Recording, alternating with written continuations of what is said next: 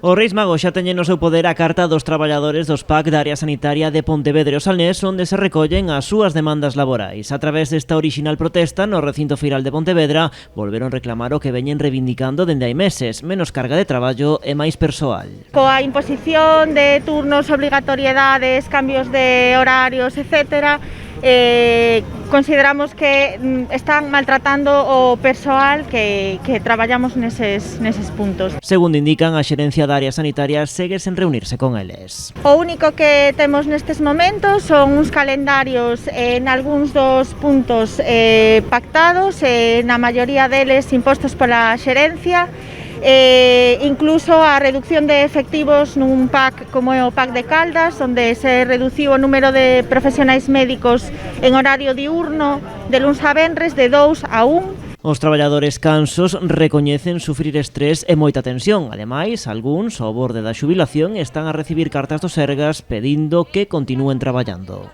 Até agora, por darlles un apoio as compañeiras e compañeiros para que lles concederan as vacacións e os LDs, facía moitas horas a maiores, facendo máis gardas de compañeiros de baixa que levan máis de 1 ano e medio sin ser sustituídos e pasando consultas externas. E eu tomei a decisión de non seguir facendo eso máis e que estoupe o que teña que estoupar.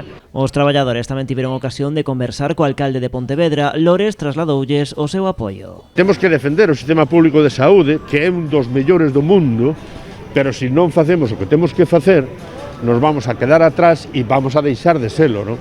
Polo tanto, un logro que se conseguiu con moito traballo de moita xente non se pode deixar cair así, non hai excusa. Despois de entregar as cartas aos Reis, os traballadores trasladáronse á entrada do Hospital Provincial, onde deixaron un saco de carbón dirixido á xerencia.